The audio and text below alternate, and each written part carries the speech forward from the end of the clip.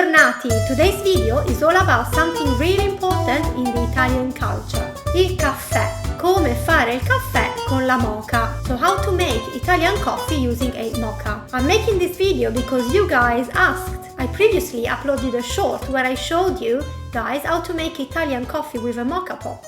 But you guys said it was too quick, and so today I'm going to explain step by step how to make a proper Italian coffee using a moka. Here we go. So, first of all, I just want to say that this is how I'm Italian and my family is originally from near Naples. So I'm from one of the regions, Campania, where you can taste the best coffee. But I'm not a barista, I'm not an expert.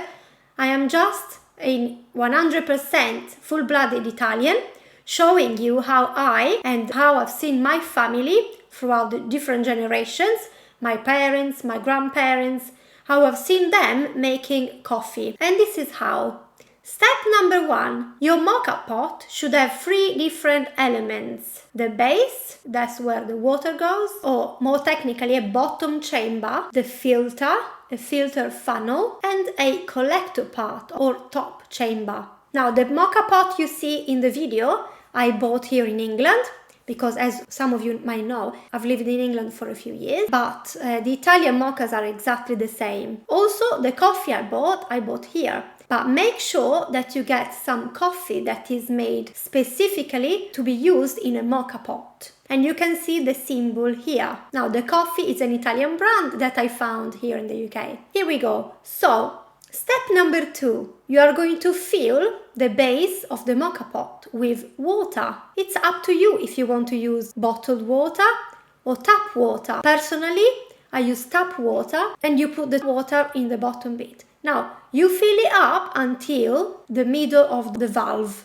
And you see the little valve in there. So the water goes right to the valve. Now, one of the most asked questions about this is, do I have to use warm water, cold water, boiled water? Which I have heard before that you should use boiled water. But guys, you don't need to use boiled water at all, because the water is going to be boiled anyway when it's in the pot on the stove. So you don't need to put boiling water in there.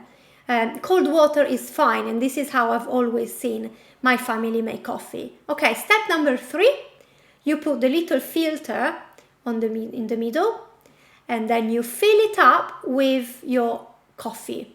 Now, how you do this is quite important as well. So, as you can see, I'm taking my time. You can use a spoon, or you can do it just straight from the packet, as I'm doing. So, you just put the coffee in there. You never press it down, because if you press it down, it will make it much harder for the water to flow through the coffee and it will burn. Don't press it, just make it like a little mountain. And that's what I've always heard when I was in Italy.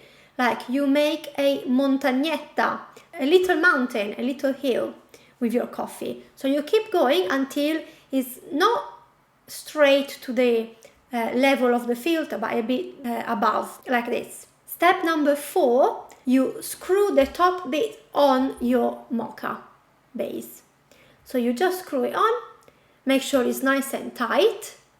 And then step 5, you take your moka and put it on the stove. Be careful not to put it on a flame that's too big, otherwise especially the plastic bit of the moka will burn. And also the fire has to be low flame, otherwise it will burn. It's gonna taste like burnt and not extract all the flavor from the coffee powder. Then you leave it on the stove for a few minutes, and at some point you should hear the water bubbling a little bit.